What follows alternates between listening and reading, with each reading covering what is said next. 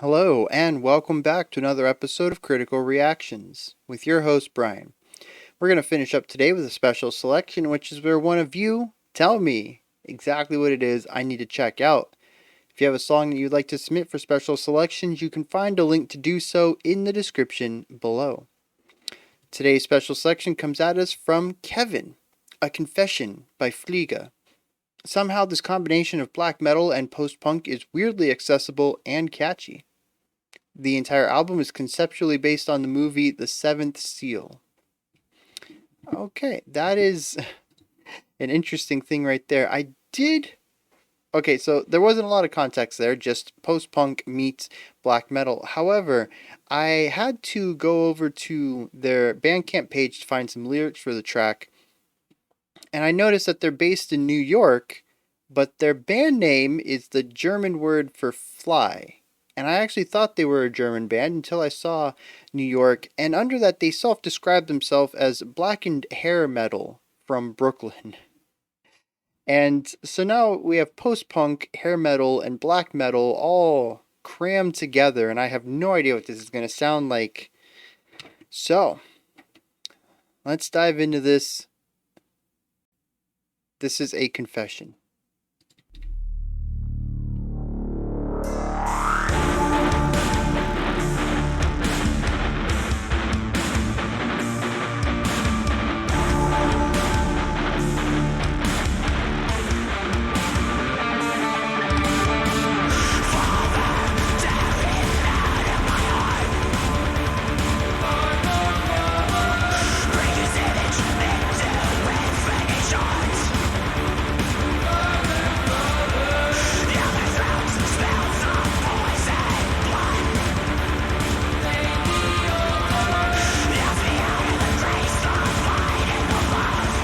Starting out with all the energy, fast playing.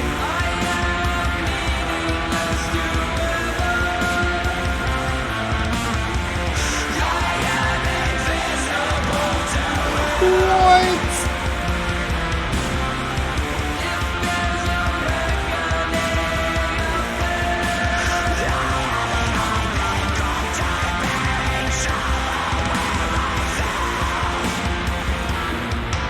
That is not a black and harsh. Not what I typically expect anyways.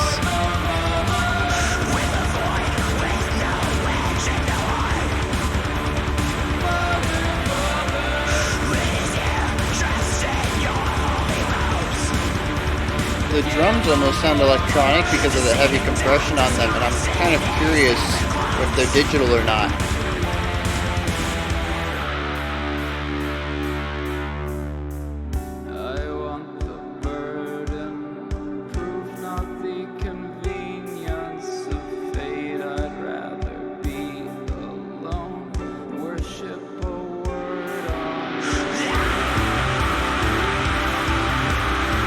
Nice, got a little bit of that bass presence.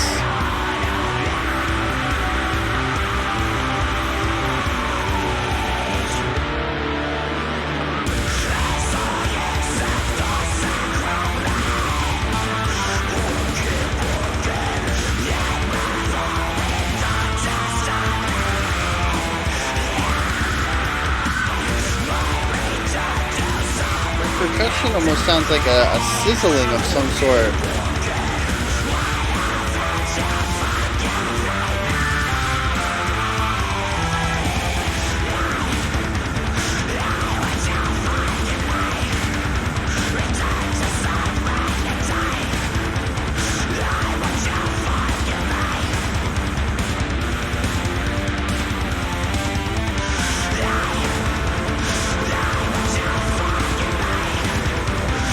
Very interesting rhythm in the vocals.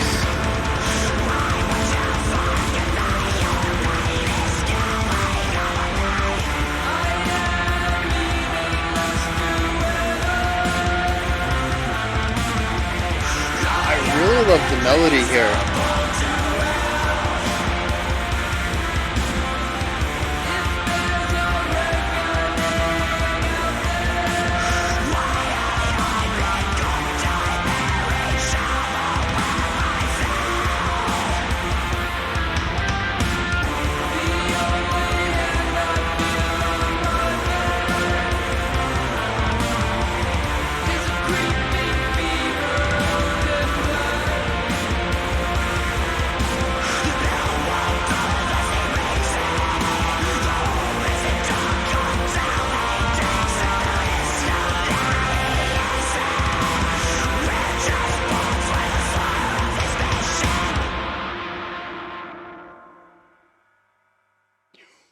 Wow.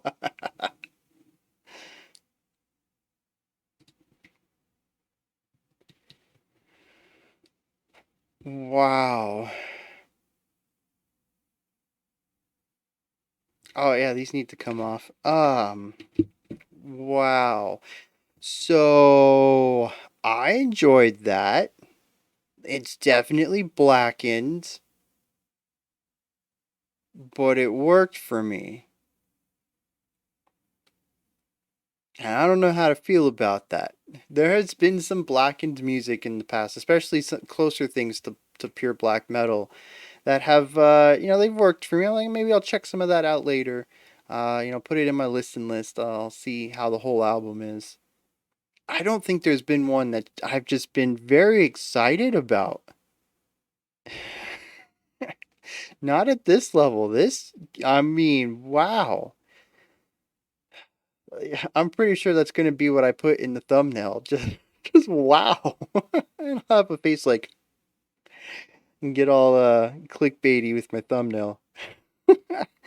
Oh man. Okay, where do we start with this?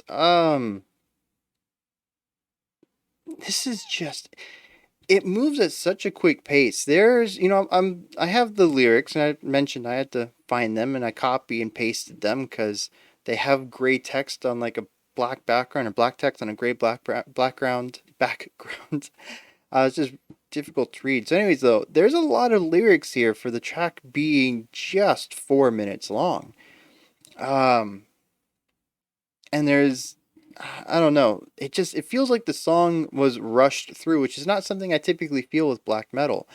Um, I don't know if it's just because of how abrasive the style still is to my ears, or if it's something about black metal in general. But they tend to feel like they just keep going, and this felt more like a metalcore track to me, where I was just kind of grooving along with it, and then the song's just over, and I'm like, where'd that come from? I wasn't expecting that. Why can't we have more? And it's just a very bizarre feeling because there is still so much blackened about this. We have fuzz on everything, so much fuzz. The guitars do stand out a little bit more than usual. There is that compression and distortion put on top of them, but I could hear the notes very clearly. I'm not sure if that's me acclimating to black metal or if it's a very different production here that's just super clear. But I really enjoyed just being able to hear the notes. Individually, not just tones. Like, sometimes with black metal, I can hear, okay, we have a moving idea, and I can kind of hear the difference. But here I can pick out pitches, right?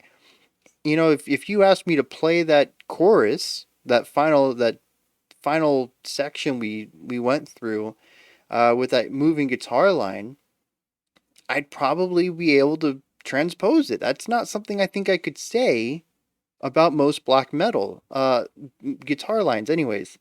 I honestly feel like I would be able to transpose this into sheet music and maybe not learn it to perform it. I mean, I probably could, but the transposition is the big part. It's matching the pitches, and I think that's the part that's always kind of eluded me, is being able to hear that pitch, and here I could.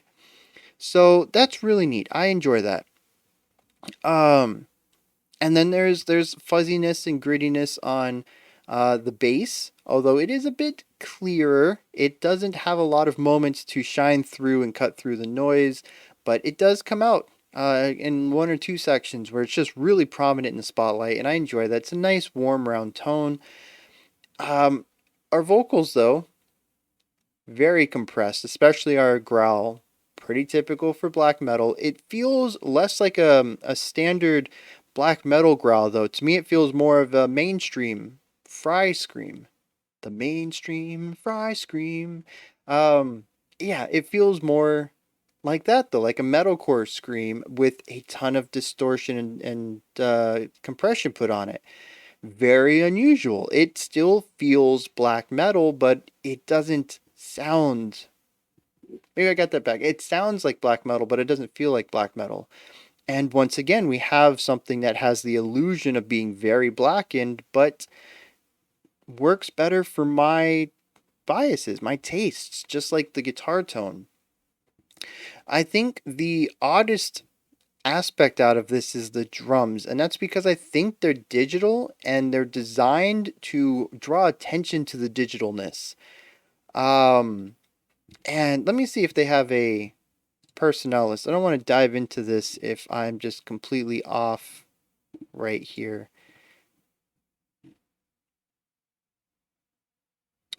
Yep. So Coleman Bentley is our guitarist, clean vocalist, drum programmer, and sampler.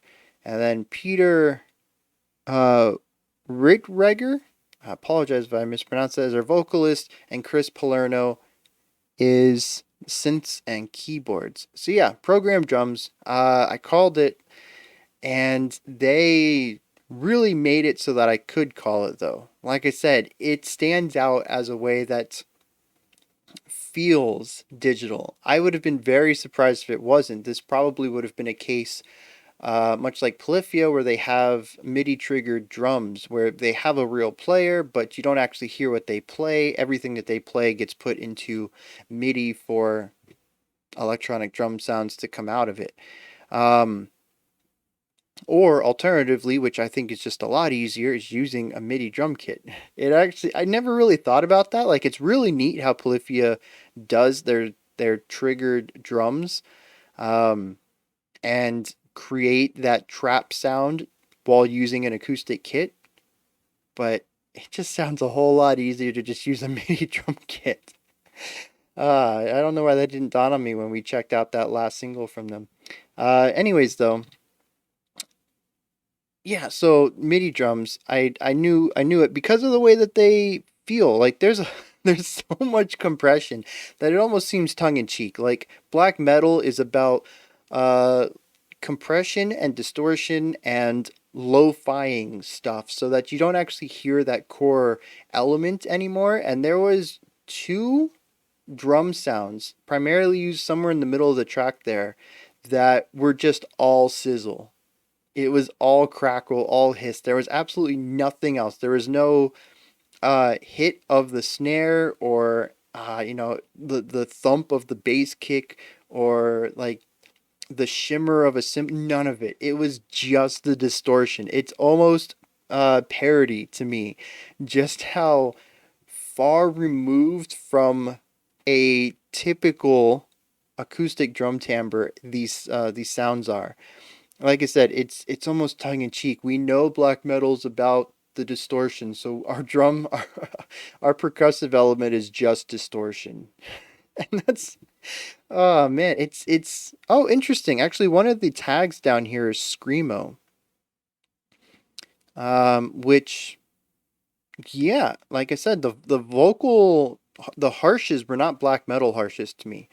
They were more metalcore or screamo, post-hardcore, that kind of style of harsh, just with blackened production on it. So yeah, the drums are just so everything's compressed though, right? It has that black metal production to it, but it isn't overall compressed. Each instrument has a blackened element to it, but the overall production is rather clear. It is compressed, it is brought close to the listener. It does feel very metal in that format, but we also have our guitars pushed out to the sides with quite a bit of clarity to them. Our bass is center, and it kind of gets its own little area. The lower end is just bass because our drums don't really have a low end present here. They are kind of mid to high range in almost every aspect. And then our vocals, like I said, are kind of that post-hardcore, screamo kind of harsh. So they're a bit higher. We don't have growls or anything. And our cleans are very high, but also wide with a lot of reverb. So everything's just kind of in its own place that's centered. And our two guitars get an entire channel to themselves. So it ends up feeling very clear, not necessarily spacious. It is compressed and brought close, but there's a lot of clarity to everything, which really works well for me. Man, none of their songs go over. There's a couple that are just over 4 minutes, but pretty much everything is sub 4. They even have a song that's only 2:45. They do have a 6 minute song for their outro. And it still kind of boggles my mind that the entire thing is based off of the Seventh Seal. Like I I guess it's just a completely different mindset. I don't think I've ever watched the music and or thought I've never watched a film, and my first thought was, man, I want to make a soundtrack chronicling the film. Right? I want to make a whole album. Each track is going to be a different chapter of the film. It's an interesting thing to even get into. I know it's not uncommon, but it's not something I see too often. And the Seventh Seal, ah, just wow. Anyways, back on topic. Back to the music. So we've kind of got the instruments out of the way, the production out of the way, the roles out of the way. Let's dig into what the music is doing. You know what's happening here. Um, Primarily, our guitars are tremolo picking. Occasionally, we'll have just a static note, pretty much like holding out whole notes, shifting maybe with every bar or every other bar, but mostly there for the texture of it, not necessarily the purpose of the note itself. It's really just to get that constant attack flowing. The bass, like I said, sometimes I really couldn't even hear what it was doing, kind of typical for black metal, although there were two sections that it came out, and I really loved the moving ideas that it presented. I wish that they could have been heard more clearly across the entire album, but it also could be that I just missed them because there is kind of a lot going on, especially right out the gate. Um, the drums, it's interesting because they're not doing blackened things. I mean, it depends on how you want to feel the sizzle. That's a weird sentence.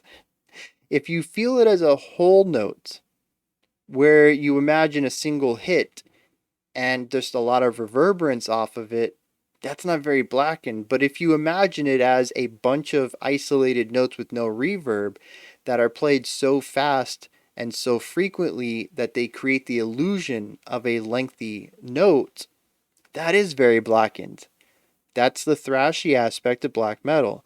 So it really depends on how you feel it. I felt them as singular notes. So I would get a hit and then a hit, and then a little bit of a break, and then a hit, and then a hit, and then a little bit of a break. There were a couple of more driving sections, but to me, the guitars are what drove a lot of this. Mix that with the back and forth call and response with the vocals across our verses, and there's just not a lot of time for the mind to wander into what the drums are doing when they already don't sound like drums. It's very possible I might have entirely overlooked them as atmospheric ideas until I realized that this is the drums and what they're doing is rhythmic. And I didn't pick that up until about halfway through the track, which it's only 4 minutes long as it is, so it really didn't give me a lot of time to hone in on what they were doing for some of the more typical black metal sections. This is definitely a song that I need a second listen to just because I was so caught off guard with the sonic quality of our percussion instruments. And then our vocals are constant. This feels very much like pop rock, radio rock, metalcore, any other mainstream style of rock or metal where the vocals are the focus. There are very few moments when we don't have vocals going, very few moments of instrumental aspects. It's very reminiscent of that AFI track we checked out last week that I think I even mention this specifically where there was almost zero instrumental moments. There is almost always a vocal line going at any moment across the track. And this kind of ties back into the fact that I mentioned there's a lot of words here in the lyrics, but it's only a 4 minute song. There's really not a lot of space for them. So they really have to pack it in. And like I said, not really have many moments for instruments only. Given that there's so much vocalization and that they are often going back and forth, like I said, there's just not a lot of time for me to focus in on some other aspects and something, definitely a track I would need to give a second listen to. Although I'm kind of tempted to give the album a listen because, like I said, I kind of like this. some weird stuff, but it genuinely works. Moving from the verse, which is pretty typical black metal, it kind of follows everything I just mentioned. The chorus is interesting in that we get stronger aspect of melody. Not only do we have a vocal melody that comes, or a primary melody that comes out of our vocals, our clean vocals, but we also have a secondary melody that comes out of our guitars. Where previously we were tremolo picking pretty much a single note for an elongated amount of time, here we are tremolo picking, but our notes are never held for more than 2 hits. There's always some sort of forward momentum and movement in our guitar line. And it always culminates at the end of a 4-bar phrase with a little bit of a lick that we utilize to put a little bit of extra spice into the melodic flow and give it a little bit more direct. Sometimes it goes straight up, sometimes it comes up and comes back down to reset at the beginning of the riff, but it's a little punctuation at the end of the idea. And that pretty much covers a majority of the track. We are either in something a bit more melodic that borrows a little bit from hair metal, at least from, like, here's the thing, that last moment, the last 40 seconds of the track or whatever, just imagine removing all that distortion and having clean distorted guitars. I mean, that's an oxymoron, but cleaner distorted guitars, brighter, right? And maybe pushing the vocals up an octave or just belting them instead of how they're sung here. And tell me that that's not hair metal. Seriously, it is. I mean, I don't know what post-punk is. I think post-punk is a very big catch-all. So maybe this is post-punk as per was it Kevin, I think? Yeah, as per Kevin mentioned in the comment there. This could very well have a post-punk feel, but I definitely see the hair metal aspect that they self-describe as on their Bandcamp page, especially when the clean vocals are in, especially in that moment when the guitars are working more with melodic components rather than textural ones. And it's just very weird to hear that all grittied and garbled up with that heavy distortion and moving away from slower playing to the tremolo picking, but I can still feel that foundation there. It's kind of phenomenal how well that works, and it continues on with my idea that anything can be blackened. I'm not necessarily going to enjoy everything that gets blackened, but I do feel it's a production thing more so than a compositional one, and that any genre can have a blackened subgenre of itself. I never thought we would have blackened hair metal, but here we go, and it works. And it's kind of campy, but I think that also just kind of ties into the fact that everything on this album's based off of a film that's already a bit campy. I mean, it's horror. It's older horror. I think it's difficult for horror to age. Maybe it's just campy to my eyes. Um, but it all just kind of fits together in that vein. There was that moment in the middle, and I'm going to cheat a little bit. I'm going to bring it back up because we had a huge sonic shift, and I can't not talk about it, but I don't remember it clear enough to really speak about it. So it's going to get a little loud, but it's going to be the same volume we were at. Just want to warn you. We're going to come back to the middle. I'm going to scrub around, see if I can find it.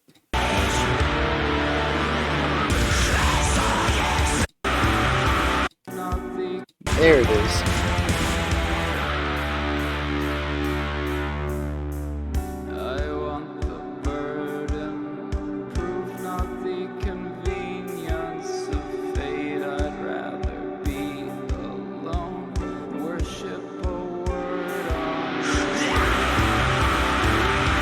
Oh, okay. It was right before that bass section. Yeah, that's a really interesting part. Maybe that is post-punk. That definitely is not hair metal, though. And it's not blackened. We've actually kind of pulled back the entire curtain of what's going on there to kind of showcase what's going on underneath. There's melody here. There's a there's actually a hi-hat. Which is neat. Like I said, I'm sure if I went back to the beginning, I might actually hear some drum stuff that I missed, because I totally forgot about that. It makes me wonder what other percussive elements I missed here. Because that next section, the heavier section, I heard the double bass kicks too. So there's a lot of percussive elements that flew right under my radar here. But yeah, we get to hear the melody. We get to hear the natural elements of the vocal timbre. And so it's really neat to. There was another band that did this, and I don't remember what it was. It was a blackened metal group, and it was that same thing where a lot of the song was heavy metal, and then we stripped back the distortion, but we continued to play very similar ideas, and I got to hear the musical component underneath the sound, the texture, the blackened concept, and it helped me understand a little bit more of what the music was doing. And yeah, I just really enjoy that in black metal. It gives me a bit more appreciation for what they're doing because it strips the music down to timbres and textures that I can parse.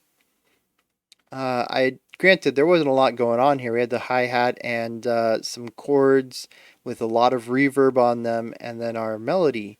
It's not like we were hearing more of what we had just listened to or what we were going into, but it's still nice to hear those core timbres before they get distorted and compressed.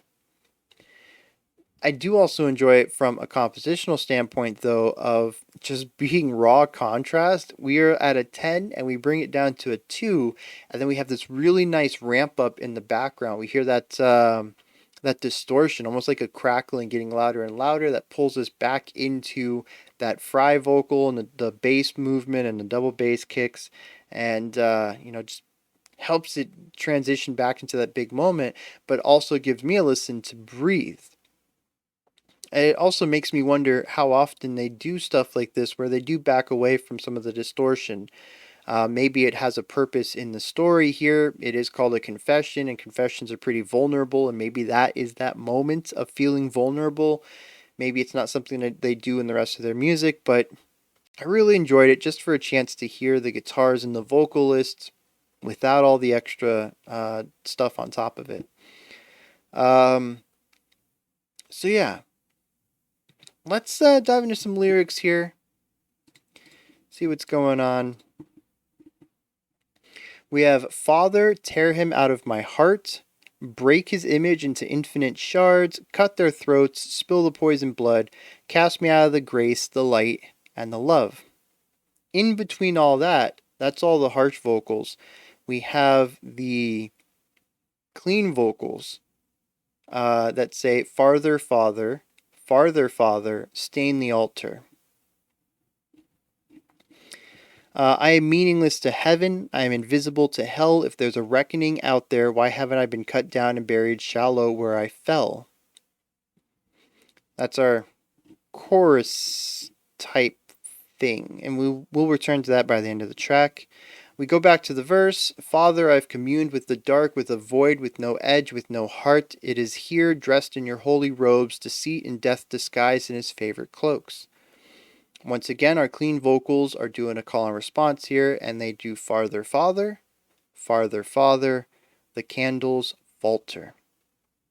It says, I want the burden of proof, not the convenience of fate. I'd rather be alone than worship a word on the page. So far,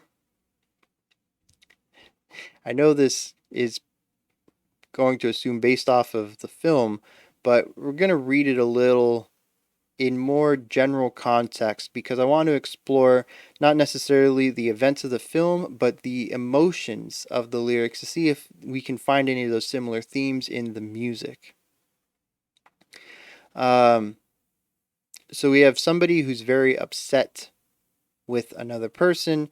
There's hatred here. It says, tear him out of my heart, break his image into infinite shards, cut their throats and spill their poison blood. There's a lot of hatred here. It continues on into the other side, or in the other verse. It says, I communed with the dark, no void, no edge, and no heart. There is death disguised in his favorite cloaks, those holy robes. It says, I would rather be alone than worship a word on the page. There's still a lot of anger and resentment here. And this all kind of ties into the chorus, which is, I'm meaningless to heaven and invisible to hell. They feel like they have no place, and that's where their anger stems from. Is any of this in music? It's an aggressive track, that's for sure. I definitely think a lot of this fits. Let me see. I think that part where it says, I want the burden of proof, not the convenience of fate, is the part where I think that's the clean vocal part where we strip everything back. And I think that's where we actually get to hear the needs, the wants of this character. And that is why it moves to a bit more of a vulnerable section. It strips all the anger out and all that rage and looks inward and tries to figure out what this character's purpose is, what their drives and motivations are. So I'm going to skip around a little bit because everything sort of just reinforces this anger. We go into a repetition of, why won't you forgive me? I want to return to serenity, rather fade to obscurity. Your pain is killing all of me. Again, there's anger. There's misplaced anger possibly, but certainly anger here. Why won't you forgive me? Right? We return to the idea of being meaningless to heaven and invisible to hell.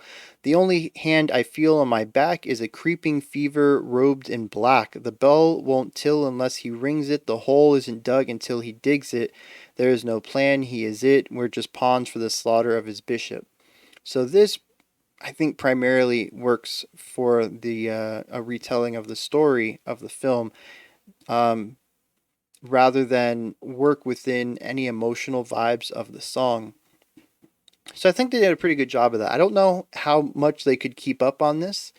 There's definitely going to be some more anger across these tracks, I'm going to assume, which are going to fit with this black metal vibe. But I wonder how much they can keep this up, or if they do shift styles a little bit to match the emotional landscape of the scenes that they're trying to cover as they create songs about the seventh seal. But yeah, overall, I think at least for this track, in isolation, they did a pretty good job of marrying their musical themes with their lyrical ones. And even like if we go back to like the clean vocals, when they do the call and response, they're higher pitched. They have a lot of reverb on them. It could almost be felt like a bit of wailing. This is a scream of agony, right? This person is in so much pain that they release it in that manner. Just kind of having this powerful belt. So, yeah, I mean, I dig it. It's a very strange project here that I think somehow comes together and they pulled it off. And that to me is just as impressive as anything else I've listened to. The weirder it gets, right? The stranger your combinations or your inspirations, the more impressed I'm going to be when it actually comes off without a hitch. It just works for some reason. And this is that. This is blackened hair metal with lyrics about a film, and it works. Those are my thoughts on I forgot how to pronounce this. Fliege? Yeah, I think that's right. Their track, the nope, my a confession.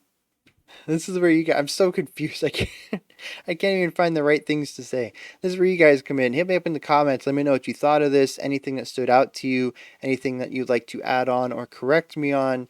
Go ahead and let me know above the comment section. Check out the description box where you can find a link for Linktree. Takes you to this menu right here. Has everything related to the channel. You can join me on Discord, follow me on Twitter, support the channel through Patreon, submit your own special selection, and so much more. Go ahead and check it out. Above that, if you could, like, subscribe, and ring the bell. I greatly appreciate all 3 of those. That wraps it up for today. We'll be back tomorrow at 5 p.m. Eastern Standard Time, at 9 p.m. UTC. And we'll continue on with Heavy Metal Week and do another special selection because that's what we do. All right, until next time, remember to be critical, not cynical, of the music you listen to, and have a fantastic morning, afternoon, or evening whenever you choose to watch my videos.